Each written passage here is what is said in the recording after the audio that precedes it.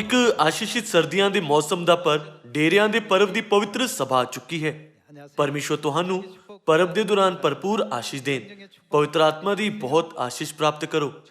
ਜਿਵੇਂ ਕਿ ਤੁਸੀਂ ਚੰਗੀ ਤਰ੍ਹਾਂ ਜਾਣਦੇ ਹੋ, ਇਹ ਸਰਦੀਆਂ ਦੇ ਮੌਸਮ ਵਿੱਚ ਸਾਰੀਆਂ ਫਸਲਾਂ ਦੀ ਵਾਢੀ ਤੋਂ ਬਾਅਦ ਜੀ ਭਰ ਕੇ ਪਰਮੇਸ਼ਵਰ ਨੂੰ ਧੰਨਵਾਦ ਦੇਣ ਦਾ ਪਰਬ ਹੈ। ਇਸੇ ਕਰਕੇ ਅਸੀਂ ਹਰ ਦਿਨ ਡੇਰਿਆਂ ਦੇ ਪਰਬ ਦੇ ਦੌਰਾਨ ਇੱਕ ਤਿਉਹਾਰ ਮਨਾਉਣ ਦੇ ਮੂਡ ਵਿੱਚ ਹੁੰਦੇ ਹਾਂ। ਵਿਅਕਤੀਗਤ ਤੌਰ ਤੇ ਮੈਨੂੰ ਲੱਗਦਾ ਹੈ ਕਿ ਪਰਬਾਂ ਵਿੱਚੋਂ ਡੇਰਿਆਂ ਦੇ ਪਰਬ ਵਿੱਚ ਸਭ ਤੋਂ ਜ਼ਿਆਦਾ ਮਾਤਰਾ ਵਿੱਚ ਅਤੇ ਭਰਪੂਰ ਤਰੀਕੇ ਨਾਲ ਖੁਸ਼ੀ ਹੁੰਦੀ ਹੈ। 10 ਹੁਕਮਾਂ ਦੀ ਦੂਸਰੀ ਵਾਰ ਫਟੀਆਂ ਪ੍ਰਾਪਤ ਕਰਨ ਤੋਂ ਬਾਅਦ ਮੂਸਾ ਪਹਾੜ ਤੋਂ ਨੀਚੇ ਆਇਆ ਅਤੇ ਉਸਨੇ ਇਜ਼ਰਾਈਲੀਆਂ ਨੂੰ ਪਰਮੇਸ਼ਵਰ ਦੀ ਮਰਜ਼ੀ ਦੱਸੀ। ਉਸਨੇ ਇੱਕ ਤੰਬੂ ਬਣਾਉਣ ਦੀ ਪਰਮੇਸ਼ਵਰ ਦੀ ਮਰਜ਼ੀ ਬਾਰੇ ਉਹਨਾਂ ਨੂੰ ਦੱਸਿਆ, ਜਿੱਥੇ 10 ਹੁਕਮਾਂ ਵਾਲੀਆਂ ਪੱਥਰ ਦੀਆਂ ਫੱਟੀਆਂ ਰੱਖੀਆਂ ਜਾਣਗੀਆਂ। ਲੋਕਾਂ ਦਾ ਮਨ ਇੰਨਾ ਪ੍ਰੇਰਿਤ ਹੋਇਆ ਕਿ ਉਹਨਾਂ ਨੇ ਮੰਦਰ ਲਈ ਅਲੱਗ-ਅਲੱਗ ਤਰ੍ਹਾਂ ਦੀ ਸਮੱਗਰੀ ਨੂੰ ਇਮਾਨਦਾਰੀ ਨਾਲ ਇਕੱਠਾ ਕੀਤਾ। ਇਸ ਤਰ੍ਹਾਂ ਤੰਬੂ ਦੇ ਨਿਰਮਾਣ ਦਾ ਕੰਮ ਸ਼ੁਰੂ ਹੋਇਆ। ਮੰਦਰ ਦੇ ਨਿਰਮਾਣ ਦਾ ਕਿਰਪਾਪੂਰਨ ਕੰਮ ਅਤੇ ਕਿਵੇਂ ਇਜ਼ਰਾਈਲੀਆਂ ਨੂੰ ਪਰਮੇਸ਼ਵਰ ਤੋਂ ਭਰਪੂਰ ਆਸ਼ੀਸ਼ ਮਿਲੀ, ਇਹ ਬਾਈਬਲ ਵਿੱਚ ਦਰਜ ਹੈ। ਇਹ ਡੇਰਿਆਂ ਦੇ ਪਰਵ ਦਾ ਉਦਘਾਟਨ ਹੈ। 2000 ਸਾਲ ਪਹਿਲਾਂ ਯੀਸ਼ੂ ਇਸ ਧਰਤੀ ਉੱਤੇ ਆਏ ਅਤੇ ਉਹਨਾਂ ਨੇ ਡੇਰਿਆਂ ਦੇ ਪਰਬ ਦੁਆਰਾ ਸਿਯੋਨ ਦੇ ਸੰਤ ਅਰਥਾਤ ਆਤਮਕ ਮੰਦਰ ਦੀ ਸਮੱਗਰੀ ਨੂੰ ਇਕੱਠਾ ਕੀਤਾ।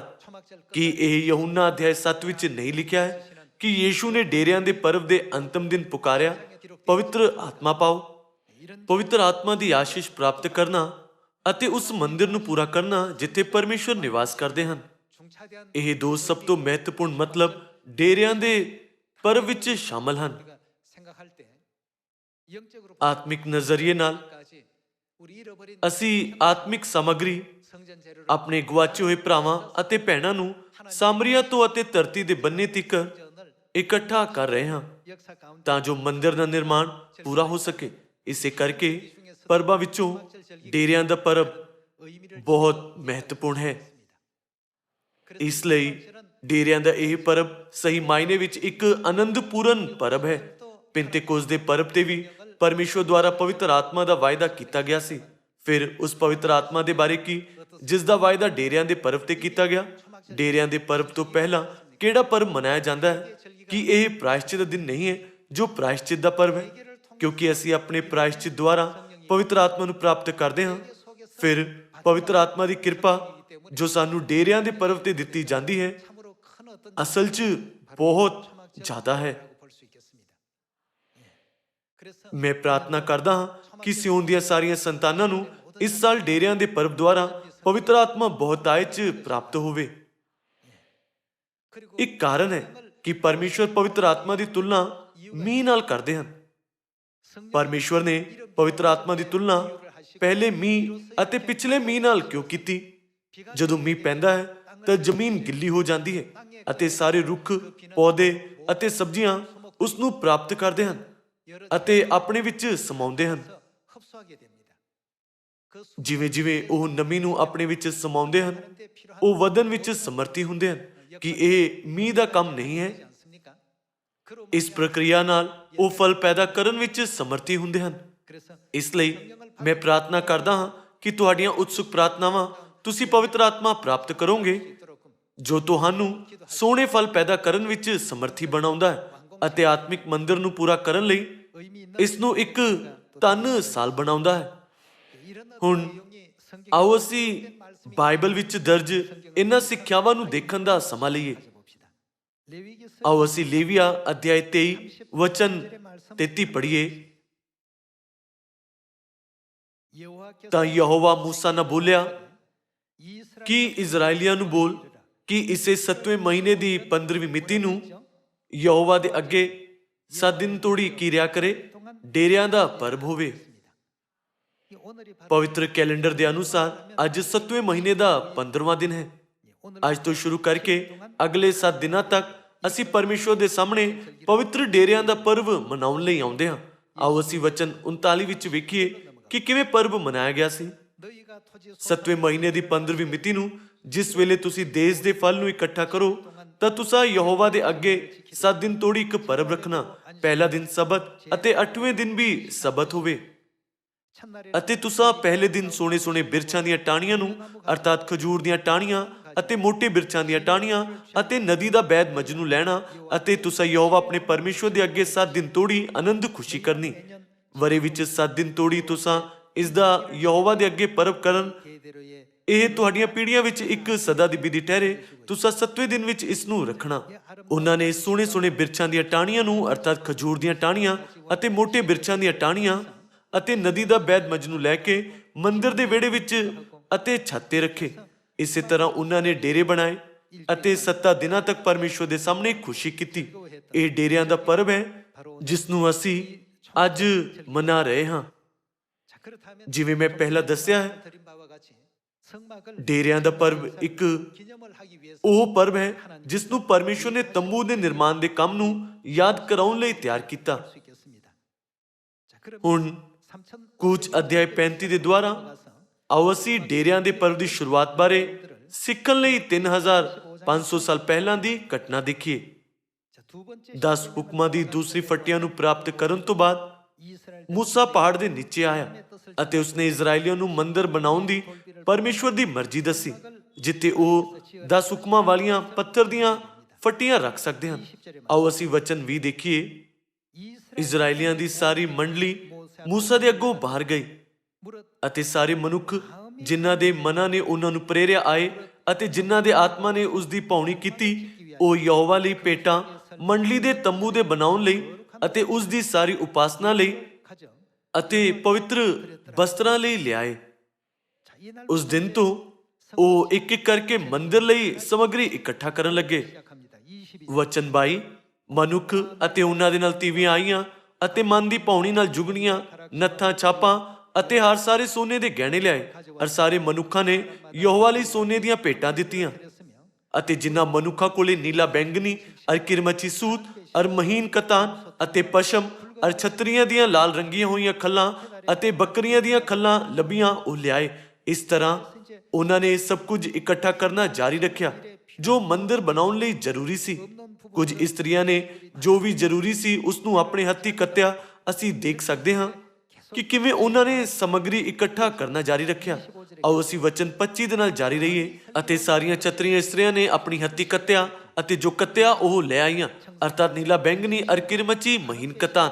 ਅਤੇ ਸਾਰੀਆਂ ਇਸਤਰੀਆਂ ਜਿਨ੍ਹਾਂ ਦੇ ਮਨਾਂ ਨੇ ਉਹਨਾਂ ਨੂੰ ਬੁੱਧ ਨਾ ਪ੍ਰੇਰਿਆ, ਪਸ਼ਮ ਕੱਤੀ ਅਤੇ ਸਰਦਾਰ ਸੁਲੇਮਾਨੀ ਪੱਥਰ ਅਰ ਐਫੋਦ ਅਰ ਸੀਨੇ ਬੰਦ ਵਿੱਚ ਜੜਨ ਲਈ ਨਗ ਲਿਆਏ ਅਰ ਮਸਾਲਾ ਅਤੇ ਚਾਨਣੇ ਲਈ ਤੇਲ ਅਤੇ ਮਸਾ ਕਰਨ ਲਈ ਤੇਲ ਅਰ ਸੁਗੰਧੀ ਧੂਪ।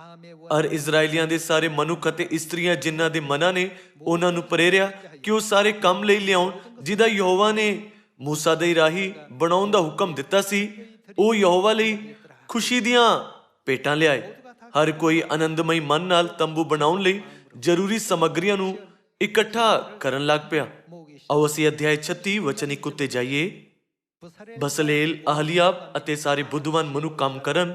ਯਹੋਵਾ ਨੇ ਉਹਨਾਂ ਨੂੰ ਬੁੱਧ ਅਤੇ ਸਮਝ ਦਿੱਤੀ ਕਿ ਉਹ ਜਾਣਨ ਪਈ ਪਵਿੱਤਰ ਅਸਥਾਨ ਦੀ ਉਪਾਸਨਾ ਦਾ ਸਾਰਾ ਕੰਮ ਯਹੋਵਾ ਦੇ ਸਾਰੇ ਹੁਕਮਾਂ ਅਨੁਸਾਰ ਕਿਵੇਂ ਕਰਨਾ ਹੈ। ਫਿਰ ਮੂਸਾ ਨੇ ਬਸਲੇਲ ਅਰ ਅਹਲੀਆਬ ਅਰ ਸਾਰੇ ਬੁੱਧਵਾਨ ਮਨੁੱਖਾਂ ਨੂੰ ਜਿਨ੍ਹਾਂ ਦੇ ਮਨਾਂ ਵਿੱਚ ਯਹੋਵਾ ਨੇ ਬੁੱਧ ਦਿੱਤੀ ਸੀ ਸੱਦਿਆ, ਅਰਥਾਤ ਸਾਰੇ ਜਿਨ੍ਹਾਂ ਦੇ ਮਨਾਂ ਨੇ ਉਹਨਾਂ ਨੂੰ ਪ੍ਰੇਰਿਆ ਭਾਈ ਉਹ ਨੇੜੇ ਆ ਕੇ ਇਹ ਕੰਮ ਕਰਨ। ਉਹਨਾਂ ਨੇ ਮੂਸਾ ਦੇ ਅੱਗੇ ਸਾਰੀਆਂ ਭੇਟਾਂ ਨੂੰ ਜਿਨ੍ਹਾਂ ਨੂੰ ਇਜ਼ਰਾਈਲੀਆਂ ਨੇ ਪਵਿੱਤਰ ਸਥਾਨ ਦੀ ਉਪਾਸਨਾ ਦੇ ਕੰਮ ਕਰਨ ਨੂੰ ਪੂਰਾ ਕਰਨ ਲਈ ਲਿਆਂਦਾ ਸੀ ਲੈ ਲਿਆ। ਪਰ ਉਹਦੇ ਕੋਲ ਹਰ ਸਵੇਰ ਨੂੰ ਖੁਸ਼ੀ ਦੀਆਂ ਭੇਟਾਂ ਵਾਫਰ ਲਿਆਉਂਦੇ ਰਹੇ। ਤਾਂ ਸਾਰੇ ਬੁੱਧਵਾਨ ਜਿਹੜੇ ਪਵਿੱਤਰ ਸਥਾਨ ਦਾ ਸਾਰਾ ਕੰਮ ਕਰਦੇ ਸਨ ਆਪੋ ਆਪਣੇ ਕੰਮ ਤੋਂ ਜਿਹੜਾ ਉਹ ਕਰਦੇ ਸਨ ਆਏ ਅਤੇ ਉਹਨਾਂ ਨੇ ਮੂਸਾ ਨੂੰ ਆਖਿਆ ਕਿ ਲੋਕ ਉਪਾਸਨਾ ਦੇ ਕੰਮ ਦੀ ਲੋੜ ਤੋਂ ਜਿਹਦਾ ਯਹੋਵਾ ਨੇ ਬਣਾਉਣ ਦਾ ਹੁਕਮ ਦਿੱਤਾ ਹੈ ਵਾਫਰ ਲਿਆਉਂਦੇ ਹਨ। ਤਾਂ ਮੂਸਾ ਨੇ ਹੁਕਮ ਦਿੱਤਾ ਔਰ ਉਹਨਾਂ ਨੇ ਇਹ ਆਖ ਕੇ ਸਾਰੇ ਡੇਰੇ ਵਿੱਚ ਹੋਕਾ ਫਿਰਾਇਆ ਭਾਈ ਮਨੁੱਖ ਅਤੇ ਇਸਤਰੀਆਂ ਪਵਿੱਤਰ ਸਥਾਨ ਦੀ ਭੇਟਾਂ ਲਈ ਹੋਰ ਪ੍ਰਬੰਧ ਨਾ ਕਰਨ। ਸੋ ਲੋਕ ਲਿਆਉਣ ਤੋਂ ਹਟ ਗਏ ਕਿਉਂ ਜੋ ਉਸ ਸਾਰੇ ਕੰਮ ਦੇ ਬਣਾਉਣ ਲਈ ਮਸਾਲਾ ਬਹੁਤ ਸੀ, ਸਗੋਂ ਵਾਫਰ ਸੀ। ਪਰਮੇਸ਼ਵਰ ਨੇ ਲੋਕਾਂ ਨੂੰ ਨੇਮ ਵਾਲੀਆਂ ਪੱਥਰ ਦੀਆਂ ਫੱਟੀਆਂ ਨੂੰ ਰੱਖਣ ਲਈ ਇੱਕ ਤੰਬੂ ਬਣਾਉਣ ਦੀ ਆਪਣੀ ਮਰਜ਼ੀ ਦੱਸੀ, ਕਿਉਂਕਿ ਲੋਕ ਪਰਮੇਸ਼ਵਰ ਦੀ ਕਿਰਪਾ ਅਤੇ ਆਪਣੇ ਪਾਪਾਂ ਅਤੇ ਅਪਰਾਧਾਂ ਦੀ ਮਾਫੀ ਪਾਉਣ ਲਈ ਬਹੁਤ ਧੰਨਵਾਦੀ ਸੀ। ਇਸ ਲਈ ਉਹ ਤੰਬੂ ਦੇ ਨਿਰਮਾਣ ਲਈ ਬਹੁਤਾਤ 'ਚ ਸਮੱਗਰੀ ਲੈ ਕੇ ਆਏ, ਕਿਉਂਕਿ ਉਹ ਜ਼ਰੂਰਤ ਤੋਂ ਜ਼ਿਆਦਾ ਲਿਆਏ ਸੀ। ਇਸ ਲਈ ਉਹਨਾਂ ਨੂੰ ਹੋਰ ਜ਼ਿਆਦਾ ਸਮੱਗਰੀ ਲਿਆਉਣ ਤੋਂ ਰੋਕਿਆ ਗਿਆ। ਡੇਰਿਆਂ ਦੇ ਪਰਵ ਤੇ ਇਜ਼ਰਾਈਲੀਆਂ ਨੇ ਸੋਹਣੇ ਸੋਹਣੇ ਬਿਰਛਾਂ ਦੀਆਂ ਟਾਹਣੀਆਂ ਨੂੰ, ਅਰਥਾਤ ਖਜੂਰ ਦੀਆਂ ਟਾਹਣੀਆਂ ਅਤੇ ਮੋਟੇ ਬਿਰਛਾਂ ਦੀਆਂ ਟਾਹਣੀਆਂ ਅਤੇ ਨਦੀ ਦਾ ਬੇਦ ਮਜਨੂੰ ਲੈ ਕੇ ਮੰਦਿਰ ਦੇ ਵਿਹੜੇ ਵਿੱਚ ਅਤੇ ਆਪਣੇ ਡੇਰੇ ਦੀ ਛੱਤ ਉੱਤੇ ਰੱਖਿਆ। ਡੇਰੇ ਵਿੱਚ ਰਹਿ ਕੇ ਤੰਬੂ ਦੇ ਨਿਰਮਾਣ ਦਾ ਕੰਮ ਕਰਦੇ ਹੋਏ ਉਹਨਾਂ ਨੇ ਇਸ ਪਰਵ ਨੂੰ ਮਨਾਇਆ। ਜਦੋਂ ਉਹ ਵਾਧੂ ਸਮੱਗਰੀ ਲੈ ਆਏ ਤਦ ਮੂਸਾ ਨੇ ਉਹਨਾਂ ਨੂੰ ਹੋਰ ਜ਼ਿਆਦਾ ਲਿਆਉਣ ਤੋਂ ਰੋਕਿਆ। ਇਹ ਸਾਨੂੰ ਇਹ ਦਿਖਾਉਣ ਲਈ ਹੈ ਕਿ ਇੱਕ ਭਵਿੱਖ ਸੂਚਕ ਸਮਾਂ ਹੋਵੇਗਾ ਜਦੋਂ ਸਾਨੂੰ ਖੁਸ਼ਖਬਰੀ ਦੇ ਕੰਮ ਨੂੰ ਰੋਕਣ ਲਈ ਕਿਹਾ ਜਾਵੇਗਾ। ਆਓ ਅਸੀਂ ਨਹਿਮੀਆ ਅਧਿਆਇ 8 ਉੱਤੇ ਜਾਈਏ। ਅਧਿਆਇ 8 ਵਚਨ 13। ਦੂਜੇ ਦਿਨ ਸਾਰੀ ਪ੍ਰਜਾ ਦੇ ਪਿਓ ਦਾਦਿਆਂ ਦੇ ਮੁਖੀਏ ਅਰ ਜਾਜਕ ਅਤੇ ਲੇਵੀ ਅਜ਼ਰਾ ਲਿਖਾਰੀ ਕੋਲ ਇਕੱਠੇ ਹੋਏ। ਭਾਈ ਵਿਵਸਥਾ ਦੀਆਂ ਗੱਲਾਂ ਵੱਲ ਧਿਆਨ ਦੇਣ ਅਤੇ ਉਹਨਾਂ ਨੂੰ ਵਿਵਸਥਾ ਵਿੱਚ ਇਹ ਲਿਖਿਆ ਮਿਲਿਆ ਕਿ ਯਹੋਵਾ ਨੇ ਮੂਸਾ ਦੇ ਰਾਹੀਂ ਹੁਕਮ ਦਿੱਤਾ ਸੀ, ਭਾਈ ਇਜ਼ਰਾਈਲ 7ਵੇਂ ਮਹੀਨੇ ਦੇ ਪਰਵ ਲਈ ਡੇਰਿਆਂ ਵਿੱਚ ਵਸਣ ਅਤੇ ਸਾਰਿਆਂ ਸ਼ਹਿਰਾਂ ਅਤੇ ਯਰੂਸ਼ਲਮ ਵਿੱਚ ਇਹ ਸੁਣਾਇਆ ਜਾਏ ਅਤੇ ਇਹਦੀ ਡੋਂਡੀ ਪਿਟਾਈ ਜਾਏ ਕਿ ਪਹਾੜ ਉੱਤੇ ਜਾ ਕੇ ਜੈਤੂਨ ਦੀਆਂ ਟਹਿਣੀਆਂ ਅਤੇ ਤੇਲ ਦੇ ਬਿਰਛ ਦੀਆਂ ਟਹਿਣੀਆਂ ਅਰ ਮਹਿੰਦੀ ਦੀਆਂ ਟਹਿਣੀਆਂ ਅਰ ਖਜੂਰ ਦੀਆਂ ਟਹਿਣੀਆਂ ਅਤੇ ਸੰਘਣੇ ਬਿਰਛਾਂ ਦੀਆਂ ਟਹਿਣੀਆਂ ਡੇਰੇ ਬਣਾਉਣ ਲਈ ਲਿਆਓ, ਜਿਵੇਂ ਲਿਖਿਆ ਹੈ। ਤਾਂ ਲੋਕ ਬਾਹਰ ਗਏ ਅਤੇ ਉਹ ਇਹਨਾਂ ਨੂੰ ਲਿਆਏ ਅਤੇ ਹਰ ਮਨੁੱਖ ਨੇ ਆਪਣੀ ਛੱਤ ਉੱਤੇ, ਆਪਣੇ ਵਿਹੜੇ ਵਿੱਚ ਅਤੇ ਪਰਮੇਸ਼ਵਰ ਦੇ ਭਵਨ ਦੇ ਵਿਹੜੇ ਵਿੱਚ ਅਤੇ ਜਲ ਫਾਟਕ ਦੇ ਚੌਕ ਵਿੱਚ ਅਤੇ ਅਫਰਾਇਮੀ ਫਾਟਕ ਦੇ ਚੌਕ ਵਿੱਚ ਅਤੇ ਆਪਣੇ ਲਈ ਡੇਰੇ ਬਣਾਏ। ਸਾਰੀ ਸਭਾ ਨੇ ਜਿਹੜੀ ਅਸੀਰੀ ਵਿੱਚੋਂ ਮੁੜ ਆਈ ਸੀ ਡੇਰੇ ਬਣਾਏ ਅਤੇ ਡੇਰਿਆਂ ਵਿੱਚ ਵਸ ਗਏ, ਕਿਉਂ ਜੋ ਨੂਨ ਦੇ ਪੁੱਤਰ ਯਹੋਸ਼ੂਆ ਦੇ ਦਿਨਾਂ ਤੋਂ ਇਜ਼ਰਾਈਲੀਆਂ ਨੇ ਅੱਜ ਦੇ ਦਿਨ ਤੱਕ ਏਦਾਂ ਨਹੀਂ ਕੀਤਾ ਸੀ। ਤਾਂ ਬਹੁਤ ਵੱਡਾ ਆਨੰਦ ਹੋਇਆ ਅਤੇ ਪਹਿਲੇ ਦਿਨ ਤੋਂ ਲੈ ਕੇ ਛੇਕੜਲੇ ਦਿਨ ਤੱਕ ਉਸਨੇ ਪਰਮੇਸ਼ਵਰ ਦੀ ਵਿਵਸਥਾ ਦੀ ਪੋਥੀ ਨੂੰ ਨਿਤਨੇਮ ਪੜ੍ਹਿਆ ਅਤੇ 7 ਦਿਨ ਉਹਨਾਂ ਨੂੰ ਪਰਬ ਮਨਾਇਆ ਅਤੇ 8ਵੇਂ ਦਿਨ ਦਸਤੂਰ ਦੇ ਅਨੁਸਾਰ ਸ਼੍ਰੋਮਣੀ ਮਹਾਸਭਾ ਹੋਈ। ਬਾਈਬਲ ਵਿੱਚ ਇਹ ਦਰਜ ਹੈ ਕਿ ਨਹਿਮੀਆ ਦੇ ਸਮੇਂ ਵਿੱਚ ਵੀ ਡੇਰਿਆਂ ਦਾ ਪਰਬ ਮਨਾਇਆ ਗਿਆ ਸੀ। ਇੱਕ ਕਾਰਨ ਨਾਲ ਪਰਮੇਸ਼ਵਰ ਨੇ ਇਸ ਪਰਬ ਨੂੰ ਭਿੰਨ-ਭਿੰਨ ਪ੍ਰਕਾਰ ਦੀਆਂ ਟਾਹਣੀਆਂ ਵਾਂਗੂ ਖਜੂਰ ਦੀਆਂ ਟਾਹਣੀਆਂ, ਸੋਹਣੇ-ਸੋਹਣੇ ਬਿਰਛਾਂ ਦੀਆਂ ਟਾਹਣੀਆਂ ਨੂੰ ਅਤੇ ਮੋਟੇ ਬਿਰਛਾਂ ਦੀਆਂ ਟਾਹਣੀਆਂ ਅਤੇ ਨਦੀ ਦਾ ਬੇਦ ਮਜਨੂੰ ਨੂੰ ਲੈ ਕੇ ਮੰਦਿਰ ਦੇ ਵਿਹੜੇ ਵਿੱਚ ਅਤੇ ਉਹਨਾਂ ਦੀਆਂ ਛੱਤਾਂ ਉੱਤੇ ਰੱਖ ਕੇ ਮਨਾਉਣ ਦਿੱਤਾ ਸੀ। ਰੁੱਖਾਂ ਦਾ ਉਪਯੋਗ ਲੋਕਾਂ ਨੂੰ ਦਰਸਾਉਣ ਲਈ ਕੀਤਾ ਜਾਂਦਾ ਹੈ। ਉਸੇ ਤਰ੍ਹਾਂ ਮੰਦਿਰ ਦੇ ਨਿਰਮਾਣ ਲਈ ਜ਼ਰੂਰੀ ਮੰਦਿਰ ਦੀ ਸਮੱਗਰੀ ਵੀ ਲੋਕਾਂ ਨੂੰ ਦਰਸਾਉਂਦੀ ਹੈ। ਅਸੀਂ ਯਰਮੀਆ ਦੀ ਕਿਤਾਬ ਵਿੱਚ ਇਸ ਦੀ ਪੁਸ਼ਟੀ ਕਰ ਸਕਦੇ ਹਾਂ। ਆਓ ਅਸੀਂ ਅਧਿਆਇ 5 ਵਚਨ 14 ਦੇਖੀਏ। ਮੈਂ ਯਹੋਵਾ ਸੈਨਾ ਦਾ ਪਰਮੇਸ਼ਵਰ ਇਉਂ ਫਰਮਾਉਂਦਾ ਹੈ, ਇਸ ਲਈ ਕਿ ਤੁਸਾਂ ਇਹ ਬਚਨ ਆਖਿਆ ਹੈ, ਵੇਖ ਮੈਂ ਇਹਨਾਂ ਗੱਲਾਂ ਨੂੰ ਤੇਰੇ ਮੂੰਹ ਵਿੱਚ ਅੱਗ ਬਣਾ ਦਿੰਦਾ ਹਾਂ ਅਤੇ ਇਸ ਪਰਜਾ ਨੂੰ ਕੀ ਲੱਕੜੀ, ਇਹ ਉਹਨਾਂ ਨੂੰ ਖਾ ਜਾਵੇਗੀ। ਇੱਥੇ ਦੱਸੀ ਵੱਖ-ਵੱਖ ਤਰ੍ਹਾਂ ਦੀ ਲੱਕੜੀ ਲੋਕਾਂ ਨੂੰ ਦਰਸਾਉਂਦੀ ਹੈ ਅਤੇ ਜਿਵੇਂ ਅਸੀਂ ਕੂਚ ਦੀ ਕਿਤਾਬ ਵਿੱਚ ਪਹਿਲਾਂ ਪੜ੍ਹਿਆ ਸੀ, ਮੰਦਿਰ ਦੀ ਸਮੱਗਰੀ ਵੀ ਲੋਕਾਂ ਦਾ ਵਰਣਨ ਕਰਦੀ ਹੈ। ਇਸ ਲਈ ਲੱਕੜੀ ਅਤੇ ਮੰਦਿਰ ਸਮੱਗਰੀ ਇਹ ਦੋਨੋਂ ਲੋਕਾਂ ਨੂੰ ਦਰਸਾਉਂਦੀ ਹੈ। ਯੀਸ਼ੂ ਨੇ ਦਿਖਾਇਆ ਕਿ ਅਸੀਂ ਆਪਣੇ ਗੁਆਚੇ ਹੋਏ ਭਰਾਵਾਂ ਅਤੇ ਭੈਣਾਂ ਨੂੰ ਲੱਭਣ ਲਈ ਪ੍ਰਚਾਰ ਕਰਕੇ ਮੰਦਿਰ ਦੀ ਸਮੱਗਰੀ ਇਕੱਠੀ ਕਰ ਸਕਦੇ ਹਾਂ। ਜਿਸ ਤਰ੍ਹਾਂ ਇਜ਼ਰਾਈਲੀਆਂ ਨੇ ਮੰਦਿਰ ਦੀ ਸਮੱਗਰੀ ਪਰਮੇਸ਼ਰ ਨੂੰ ਚੜਾਈ ਸੀ, ਉਸੇ ਤਰ੍ਹਾਂ ਡੇਰਿਆਂ ਦੇ ਪਰਬ ਦੁਆਰਾ ਅਸੀਂ ਆਪਣੇ ਗੁਆਚੇ ਹੋਏ ਭਰਾਵਾਂ ਅਤੇ ਭੈਣਾਂ ਨੂੰ ਲੱਭਣ ਨਾਲ ਪਰਮੇਸ਼ਰ ਨੂੰ ਆਤਮਿਕ ਸਮੱਗਰੀ ਭੇਂਟ ਚੜਾ ਸਕਦੇ ਹਾਂ। ਇਸ ਮਿਸ਼ਨ ਨੂੰ ਪੂਰਾ ਕਰਨ ਲਈ ਡੇਰਿਆਂ ਦੇ ਪਰਬ ਦੇ ਦੌਰਾਨ ਪ੍ਰਚਾਰ ਸਮਾਰੋਹ ਕੀਤਾ ਜਾਣਾ ਚਾਹੀਦਾ ਹੈ। ਜਦੋਂ ਯੀਸ਼ੂ 2000 ਸਾਲ ਪਹਿਲਾਂ ਆਏ ਸੀ, ਤਦ ਉਹਨਾਂ ਨੇ ਸਾਨੂੰ ਡੇਰਿਆਂ ਦੇ ਪਰਬ ਦੇ ਪਹਿਲੇ ਦਿਨ ਤੋਂ ਆਖਰੀ ਦਿਨ ਤੱਕ ਪ੍ਰਚਾਰ ਕਰਨ ਦਾ ਨਮੂਨਾ ਦਿਖਾਇਆ, ਅਜਿਹਾ ਕਰਕੇ ਕਿ ਉਹਨਾਂ ਨੇ ਡੇਰਿਆਂ ਦੇ ਪਰਬ ਦੀ ਭਵਿੱਖਬਾਣੀ ਨੂੰ ਪੂਰਾ ਨਹੀਂ ਕੀਤਾ। ਪੁਰਾਣੇ ਨੇਮ ਦੀਆਂ ਸਾਰੀਆਂ ਵਿਵਸਥਾਵਾਂ ਉਸ ਕੰਮ ਨੂੰ ਦਿਖਾਉਂਦੀਆਂ ਹਨ ਜੋ ਮਸੀਹ ਨਵੇਂ ਨੇਮ ਦੇ ਸਮੇਂ ਵਿੱਚ ਕਰਨਗੇ। ਪੁਰਾਣੇ ਨੇਮ ਵਿੱਚ ਇਜ਼ਰਾਈਲੀਆਂ ਨੇ ਮੰਦਿਰ ਦੀ ਸਮੱਗਰੀ ਨੂੰ ਇਕੱਠਾ ਕਰਕੇ ਅਤੇ ਖਜੂਰ ਦੀਆਂ ਟਾਹਣੀਆਂ ਅਤੇ ਮੋਟੇ ਬਿਰਛਾਂ ਦੀਆਂ ਟਾਹਣੀਆਂ ਅਤੇ ਨਦੀ ਦਾ ਬੇਦ ਮਜਨੂ ਵਰਗੀਆਂ ਟਾਹਣੀਆਂ ਨੂੰ ਮੰਦਿਰ ਦੇ ਵਿਹੜੇ ਵਿੱਚ ਅਤੇ ਛੱਤਾਂ ਉੱਤੇ ਰੱਖ ਕੇ ਡੇਰਿਆਂ ਦਾ ਪਰਬ ਮਨਾਇਆ, ਕਿਉਂਕਿ ਪਰਮੇਸ਼ਵਰ ਨੇ ਲੋਕਾਂ ਨੂੰ ਲੱਕੜੀ ਦੇ ਰੂਪ ਵਿੱਚ ਦਰਸਾਇਆ। ਇਸ ਲਈ ਆਖਰਕਾਰ ਡੇਰਿਆਂ ਦੇ ਪਰਬ ਦਾ ਸਭ ਤੋਂ ਮਹੱਤਵਪੂਰਨ ਅਰਥ ਪਰਮੇਸ਼ਵਰ ਦੇ ਲੋਕਾਂ ਨੂੰ ਲੱਭਣਾ ਹੈ। ਆਓ ਅਸੀਂ ਯਹੂਨਾ ਅਧਿਆਇ 7 ਵਚਨ 1 ਦੇਖੀਏ। ਇਹਦੇ ਪਿੱਛੋਂ ਪ੍ਰਭੂ ਯੀਸ਼ੂ ਗਲੀਲ ਵਿੱਚ ਫਿਰਦਾ ਰਿਹਾ, ਕਿਉਂਕਿ ਉਹਨੇ ਯਹੂਦੀਆਂ ਵਿੱਚ ਫਿਰਨਾ ਨਾ ਚਾਹਿਆ। ਇਸ ਲਈ ਜੋ ਯਹੂਦੀ ਉਹਦੇ ਮਾਰ ਸੁੱਟਣ ਦੇ ਮਗਰ ਪਏ ਸਨ ਅਤੇ ਯਹੂਦੀਆਂ ਦਾ ਕੀ ਨੇੜੇ ਸੀ? ਡੇਰਿਆਂ ਦਾ ਪਰਬ ਨੇੜੇ ਸੀ। ਆਓ ਅਸੀਂ ਵਚਨ 14 ਉੱਤੇ ਜਾ ਕੇ ਦੇਖੀਏ ਕਿ ਯੀਸ਼ੂ ਨੇ ਡੇਰਿਆਂ ਦੇ ਪਰਬ ਦੇ ਦੁਆਰਾ ਕੀ ਪੂਰਾ ਕੀਤਾ। ਤਿਉਹਾਰ ਦੇ ਦਿਨ ਹੁਣ ਅੱਧੇ ਬੀਤ ਗਏ ਸਨ ਕਿ ਯੀਸ਼ੂ ਹੇਕਲ ਵਿੱਚ ਜਾ ਕੇ ਕੀ ਕਰਨ ਲੱਗਾ? ਉਪਦੇਸ਼ ਦੇਣ ਲੱਗਾ। ਇੱਥੇ ਅਸੀਂ ਯੀਸ਼ੂ ਨੂੰ ਵਚਨ ਦਾ ਪ੍ਰਚਾਰ ਕਰਦੇ ਹੋਏ ਦੇਖ ਸਕਦੇ ਹਾਂ। ਤਾਂ ਯਹੂਦੀ ਅਚਰਜ ਮੰਨ ਕੇ ਬੋਲੇ, ਬਿਨ ਪੜ੍ਹੇ ਇਹਨੂੰ ਵਿਦਿਆ ਕਿੱਥੋਂ ਆਈ ਹੈ? ਸੋ ਯੀਸ਼ੂ ਨੇ ਉਹਨਾਂ ਨੂੰ ਉੱਤਰ ਦਿੱਤਾ ਕਿ ਮੇਰੀ ਸਿੱਖਿਆ ਮੇਰੀ ਆਪਣੀ ਨਹੀਂ, ਸਗੋਂ ਉਹਦੀ ਹੈ ਜਿਨ ਮੈਨੂੰ ਕੱਲਿਆ। ਜੇ ਕੋਈ ਉਹਦੀ ਮਰਜ਼ੀ ਪੂਰੀ ਕਰਨੀ ਚਾਹੇ ਤਾਂ ਉਹ ਇਸ ਸਿੱਖਿਆ ਦੇ ਵਿਖੇ ਜਾਣੇਗਾ ਭਾਈ ਇਹ ਪਰਮੇਸ਼ਵਰ ਤੋਂ ਹੈ ਜਾਂ ਮੈਂ ਆਪਣੇ ਵੱਲੋਂ ਬੋਲਦਾ ਹਾਂ। ਆਓ ਅਸੀਂ ਵਚਨ 37 ਉੱਤੇ ਜਾਈਏ। ਪਿਛਲੇ ਦਿਨ ਇੱਥੇ ਪਰਬ ਡੇਰਿਆਂ ਦਾ ਪਰਬ ਹੈ, ਜਿਹੜਾ ਤਿਉਹਾਰ ਦਾ ਵੱਡਾ ਦਿਨ ਸੀ। ਯੀਸ਼ੂ ਖੜਾ ਹੋਇਆ ਅਤੇ ਇਹ ਕਹਿ ਕੇ ਉੱਚੀ ਬੋਲਿਆ, ਭਾਈ ਜੇ ਕੋਈ ਤਿਹਾਇਆ ਹੋਵੇ ਤਾਂ ਮੇਰੇ ਕੋਲ ਆਵੇ ਅਤੇ ਪੀਵੇ।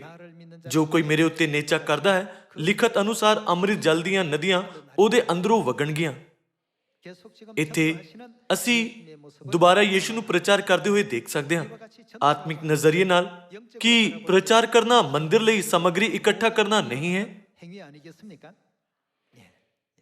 ਸਵਰਗੀ ਪਿਤਾ ਜੀ ਨੇ ਉਸ ਨੂੰ ਪ੍ਰਚਾਰ ਸਮਾਰੋਹ ਕਹਿ ਕੇ ਸਾਨੂੰ ਡੇਰਿਆਂ ਦੇ ਪਰਬ ਦਾ ਮਤਲਬ ਸਿਖਾਇਆ, ਕਿਉਂਕਿ ਪਿਤਾ ਜੀ ਨੇ ਪ੍ਰਚਾਰ ਕਰਨ ਲਈ ਇੱਕ ਪਰਬ ਦੇ ਰੂਪ ਵਿੱਚ ਡੇਰਿਆਂ ਦਾ ਪਰਬ ਨਿਯੁਕਤ ਕੀਤਾ। ਫਿਰ ਪੂਰੀ ਦੁਨੀਆ ਦੇ ਸਾਰੇ ਚਰਚ ਜਾਗ ਉੱਠਣਗੇ ਅਤੇ ਅੱਜ ਤੋਂ ਸ਼ੁਰੂ ਕਰਕੇ ਪਰਬ ਦੇ ਅੰਤਿਮ ਦਿਨ ਤੱਕ ਇੱਕ ਪ੍ਰਚਾਰ ਸਮਾਰੋਹ ਕਰਨਗੇ। ਆਓ ਅਸੀਂ ਇਸ ਸਾਲ ਦੇ ਡੇਰਿਆਂ ਦੇ ਪਰਬ ਦੁਆਰਾ ਪਰਮੇਸ਼ਵਰ ਨੂੰ ਪਵਿੱਤਰ ਆਤਮਾ ਦੀ ਕਈ ਸੋਹਣੀਆਂ ਸਮੱਗਰੀਆਂ ਪ੍ਰਦਾਨ ਕਰੀਏ।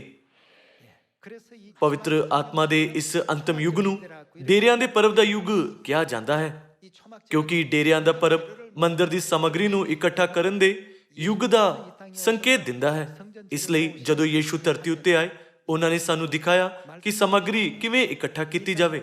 ਆਓ ਅਸੀਂ ਲੂਕਾ ਅਧਿਆਇ 19 ਵਚਨ 10 ਦੇ ਦੁਆਰਾ ਉਹਨਾਂ ਦੇ ਧਰਤੀ ਉੱਤੇ ਆਉਣ ਦੇ ਅੰਤਮ ਉਦੇਸ਼ ਨੂੰ ਦੇਖੀਏ। ਅਧਿਆਇ 19 ਵਚਨ 10, ਕਿਉਂ ਜੋ ਮਨੁੱਖ ਦਾ ਪੁੱਤਰ ਗਵਾਚੇ ਹੋਏ ਨੂੰ ਭਾਲਣ ਅਤੇ ਕੀ ਕਰਨ ਆਇਆ ਹੈ? ਬਚਾਉਣ ਲਈ ਆਇਆ ਹੈ।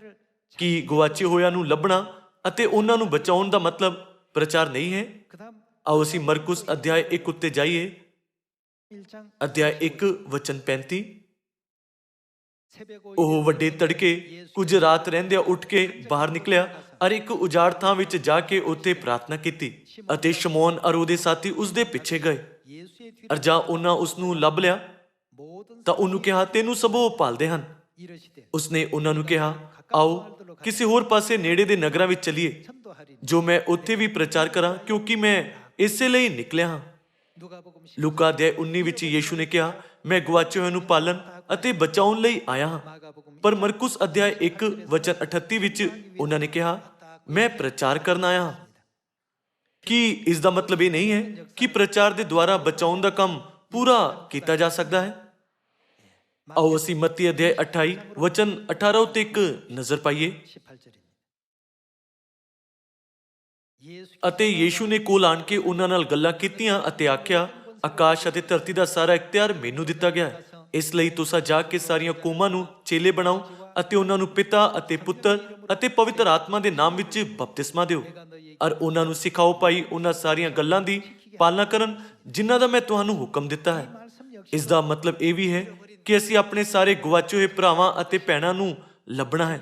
ਜਦੋਂ ਅਸੀਂ ਪਰਬ ਦੇ ਮਤਲਬ ਉੱਤੇ ਵਿਚਾਰ ਕਰਦੇ ਹਾਂ ਤਦ ਇਸ ਦਾ ਮਤਲਬ ਹੈ ਕਿ ਸਾਨੂੰ ਸਾਰੀਆਂ ਪਰਮੇਸ਼ਵਰ ਦੀਆਂ ਸੰਤਾਨਾਂ ਨੂੰ ਲੱਭਣਾ ਚਾਹੀਦਾ ਹੈ ਜੋ ਸਵਰਗੀ ਮੰਦਿਰ ਦੀ ਸਮੱਗਰੀ ਹੈ ਨਾ? ਅਸੀਂ ਡੇਰਿਆਂ ਦੇ ਪਰਬ ਦੇ ਯੁੱਗ ਵਿੱਚ ਜੀ ਰਹੇ ਹਾਂ। ਸਾਨੂੰ ਆਪਣੇ ਸਾਰੇ ਗੁਆਚੇ ਹੋਏ ਭਰਾਵਾਂ ਅਤੇ ਭੈਣਾਂ ਨੂੰ ਲੱਭਣਾ ਚਾਹੀਦਾ ਹੈ ਜੋ ਮੰਦਿਰ ਦੀ ਸਮੱਗਰੀ ਹਨ ਅਤੇ ਉਹਨਾਂ ਦੀ ਪਰਮੇਸ਼ਵਰ ਦੇ ਵੱਲ ਅਗਵਾਈ ਕਰਨੀ ਚਾਹੀਦੀ ਹੈ। ਇਸ ਤੋਂ ਪਹਿਲਾਂ ਅਸੀਂ ਕੁਝ ਅਧਿਆਇ 35 ਵਿੱਚ ਪੜ੍ਹਿਆ, ਇਹ ਕੰਮ ਸਿਰਫ ਉਹਨਾਂ ਲੋਕਾਂ ਦੁਆਰਾ ਕੀਤਾ ਜਾ ਸਕਦਾ ਹੈ ਜਿਨ੍ਹਾਂ ਦੇ ਮਨ ਪ੍ਰੇਰਿਤ ਹੋਏ ਹਨ। ਜਿਵੇਂ ਜਿਵੇਂ ਉਹਨਾਂ ਨੇ ਪਹਿਲੇ ਦਿਨ, ਦੂਸਰੇ ਦਿਨ, ਤੀਸਰੇ ਦਿਨ ਅਤੇ ਚੌਥੇ ਦਿਨ ਲਗਾਤਾਰ ਸਮੱਗਰੀ ਇਕੱਠੀ ਕੀਤੀ, ਉਵੇਂ ਲੋਕਾਂ ਦਾ ਮਨ ਹੋਰ ਜ਼ਿਆਦਾ ਜਲਣਾ ਸ਼ੁਰੂ ਹੋ ਗਿਆ, ਕਿਉਂਕਿ ਪਰਮੇਸ਼ਵਰ ਦੇ ਪ੍ਰਤੀ ਉਹਨਾਂ ਦਾ ਸੱਚਾ ਵਿਸ਼ਵਾਸ ਜੋਸ਼ੀਲਾ ਸੀ। ਇਸ ਲਈ ਉਹਨਾਂ ਨੇ ਮੰਦਿਰ ਲਈ ਸਮੱਗਰੀ ਨੂੰ ਇਕੱਠਾ ਕੀਤਾ ਅਤੇ ਉਸ ਨੂੰ ਉਸ ਪਲ ਤੱਕ ਪ੍ਰਦਾਨ ਕੀਤਾ ਜਦੋਂ ਤੱਕ ਉਹਨਾਂ ਕੋਲ ਜ਼ਰੂਰਤ ਤੋਂ ਜ਼ਿਆਦਾ ਨਾ ਹੋ ਗਿਆ ਹੋਵੇ। ਨਤੀਜੇ ਵਜੋਂ ਉਹਨਾਂ ਨੂੰ ਹੋਰ ਜ਼ਿਆਦਾ ਸਮੱਗਰੀ ਲੈਣ ਤੋਂ ਰੋਕ ਦਿੱਤਾ ਗਿਆ। ਜਦੋਂ ਅਸੀਂ ਖੁਸ਼ਖਬਰੀ ਦਾ ਕੰਮ ਕਰਨ ਵਿੱਚ ਸਮਰਥੀ ਹਾਂ, ਫਿਰ ਅਸੀਂ ਉਸ ਨੂੰ ਕਰਨ ਤੇ ਪਰਮੇਸ਼ਵਰ ਦੀ ਕਿਰਪਾ ਪ੍ਰਾਪਤ ਕਰ ਸਕਦੇ ਹਾਂ। ਕੀ ਇਹ ਸੱਚ ਨਹੀਂ ਹੈ ਕਿ ਮੰਦਿਰ ਦੀ ਸਮੱਗਰੀ ਤਦ ਜ਼ਿਆਦਾ ਉਪਯੋਗੀ ਹੋਵੇਗੀ ਜਦੋਂ ਉਸ ਨੂੰ ਪਰਮੇਸ਼ਵਰ ਨੂੰ ਉਸ ਵੇਲੇ ਚੜਾਇਆ ਜਾਵੇ ਜਦੋਂ ਉਸ ਦਾ ਉਪਯੋਗ ਮੰਦਿਰ ਦੇ ਨਿਰਮਾਣ ਲਈ ਹੁਣ ਵੀ ਕੀਤਾ ਜਾ ਸਕਦਾ ਹੈ। ਆਓ ਅਸੀਂ ਰਸੂਲਾਂ ਦੇ ਕਰਤੱਵ ਅਧਿਆਇ 1 ਨਾਲ ਜਾਰੀ ਰਹੀਏ। ਅਧਿਆਇ 1 ਵਚਨ 8। ਪਰ ਜਦ ਪਵਿੱਤਰ ਆਤਮਾ ਤੁਹਾਡੇ ਉੱਤੇ ਆਵੇਗਾ ਤਾਂ ਤੁਸੀਂ ਸ਼ਕਤੀ ਪਾਓਗੇ ਅਤੇ ਯਰੂਸ਼ਲਮ ਅਰ ਸਾਰੇ ਯਹੂਦੀਆ ਅਤੇ ਸਾਮਰੀਆ ਵਿੱਚ ਸਗੋਂ ਧਰਤੀ ਦੇ ਬੰਨੇ ਤੀਕਰ ਮੇਰੇ ਗਵਾਹ ਹੋਵੋਗੇ। ਪਰਮੇਸ਼ਵਰ ਨੇ ਕਿਹਾ, ਧਰਤੀ ਦੇ ਬੰਨੇ ਤੀਕਰ ਮੇਰੇ ਗਵਾਹ ਬਣੋ। ਕੀ ਇਸ ਦਾ ਮਤਲਬ ਪ੍ਰਚਾਰ ਕਰਨਾ ਨਹੀਂ ਹੈ? ਅਸੀਂ ਉਹ ਲੋਕ ਹਾਂ ਜੋ ਬਚਾਏ ਜਾਵਾਂਗੇ। ਸਾਡੀ ਤੁਲਨਾ ਮੰਦਿਰ ਦੀ ਸਮੱਗਰੀ ਨਾਲ ਕੀਤੀ ਗਈ ਹੈ। ਆਓ ਅਸੀਂ ਅਫਸੀਆਂ ਅਧਿਆਇ 3 ਵਿੱਚ ਦੇਖੀਏ ਕਿ ਇਸ ਨੂੰ ਕਿਵੇਂ ਸਮਝਾਇਆ ਗਿਆ ਹੈ। ਅਧਿਆਇ 2 ਵਚਨ 19। ਸੋ ਹੁਣ ਤੋਂ ਤੁਸੀਂ ਓਪਰੇ ਅਤੇ ਪਰਦੇਸ਼ੀ ਨਹੀਂ, ਸਗੋਂ ਸੰਤਾਂ ਦੇ ਵਤਨੀ ਅਤੇ ਪਰਮੇਸ਼ਵਰ ਦੇ ਘਰਾਣੇ ਦੇ ਹੋ ਅਤੇ ਰਸੂਲਾਂ ਅਤੇ ਨਬੀਆਂ ਦੀ ਨੀਂਹ ਉੱਤੇ ਬਣੇ ਹੋਏ ਹੋ, ਜਿਹਦੇ ਖੂੰਜੇ ਦਾ ਪੱਥਰ ਆਪ ਮਸੀਹ ਯੀਸ਼ੂ ਹੈ, ਜਿਹਦੇ ਵਿੱਚ ਸਾਰੀ ਇਮਾਰਤ ਇੱਕ ਸੰਗ ਜੁੜ ਕੇ ਪ੍ਰਭੂ ਵਿੱਚ ਪਵਿੱਤਰ ਹੈਕਲ ਬੰਦੀ ਜਾਂਦੀ ਹੈ, ਜਿਸ ਵਿੱਚ ਤੁਸੀਂ ਵੀ ਆਤਮਾ ਵਿੱਚ ਪਰਮੇਸ਼ਵਰ ਦਾ ਭਵਨ ਹੋਣ ਲਈ ਇੱਕ ਸੰਗ ਬਣਾਏ ਜਾਂਦੇ ਹੋ। ਪ੍ਰਕਾਸ਼ ਦੀ ਪੋਥੀ ਅਧਿਆਇ 3 ਦੇ ਅਨੁਸਾਰ ਜਿਹੜਾ ਜਿੱਤਣ ਵਾਲਾ ਹੈ ਉਸ ਨੂੰ ਆਪਣੀ ਹੈਕਲ ਵਿੱਚ ਕੀ ਬਣਾਉਣਗੇ? ਕੁਝ ਥੰਮ ਬਣ ਜਾਂਦੇ ਹਨ ਅਤੇ ਕੁਝ ਸਖਤ ਹੋ ਜਾਂਦੇ ਹਨ ਅਤੇ ਕੁਝ ਖਿੜਕੀਆਂ ਦੀ ਭੂਮਿਕਾ ਨਿਭਾਉਂਦੇ ਹਨ ਅਤੇ ਕੁਝ ਛੱਤ ਦਾ ਹਿੱਸਾ ਹੁੰਦੇ ਹਨ ਅਤੇ ਕੁਝ ਨੀਂਹ ਦਾ ਹਿੱਸਾ ਹੁੰਦੇ ਹਨ। ਪਰਮੇਸ਼ਵਰ ਦੇ ਨਿਵਾਸ ਕਰਨ ਦੀ ਜਗ੍ਹਾ ਅਰਥਾਤ ਮੰਦਰ ਬਣਨ ਲਈ ਅਸੀਂ ਯੀਸ਼ੂ ਵਿੱਚ ਇਕੱਠੇ ਬਣਾਏ ਜਾ ਰਹੇ ਹਾਂ।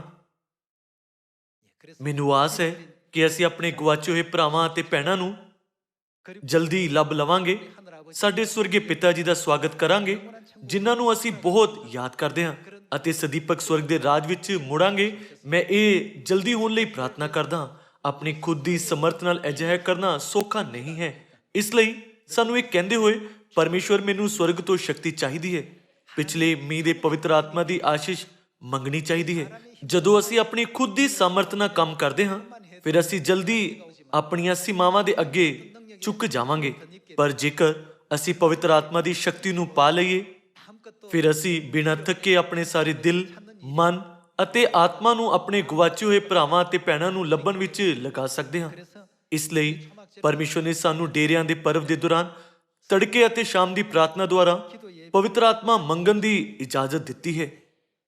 ਮੈਂ ਪ੍ਰਾਰਥਨਾ ਕਰਦਾ ਹਾਂ ਕਿ ਤੁਸੀਂ ਡੇਰਿਆਂ ਦੇ ਪਰਵ ਦੇ ਦੁਆਰਾ ਪਿਛਲੇ ਮੀਂਹ ਦੇ ਪਵਿੱਤਰ ਆਤਮਾ ਦੀ ਬਹੁਤਾਤ ਆਸ਼ੀਸ਼ ਪ੍ਰਾਪਤ ਕਰੋ ਅਤੇ ਸਾਰੇ ਸਿਯੋਨ ਦੇ ਪਰਿਵਾਰ ਦੇ ਮੈਂਬਰ ਇਸ ਪਰਵ ਨੂੰ ਖੁਸ਼ੀ ਨਾਲ ਮਨਾਓ। ਮੈਨੂੰ ਆਸ ਹੈ ਕਿ ਤੁਸੀਂ ਬਹੁਤ ਸਾਰੇ ਸੋਹਣੇ ਫਲਾਂ ਨੂੰ ਪੈਦਾ ਕਰਕੇ ਕਿਰਪਾਪੂਰਨ ਸਰਦੀਆਂ ਦੇ ਮੌਸਮ ਦੇ ਪਰਵ ਮਨਾਓਗੇ ਅਤੇ ਪਵਿੱਤਰ ਆਤਮਾ ਦੀ ਬਹੁਤਾਤ ਆਸ਼ੀਸ਼ ਪ੍ਰਾਪਤ ਕਰੋਗੇ। ਮੈਂ ਇਹ ਉਪਦੇਸ਼ ਨੂੰ ਸਮਾਪਤ ਕਰਨਾ ਚਾਹੁੰਦਾ ਹਾਂ। ਤੁਹਾਡਾ ਬਹੁਤ ਬਹੁਤ ਧੰਨਵਾਦ।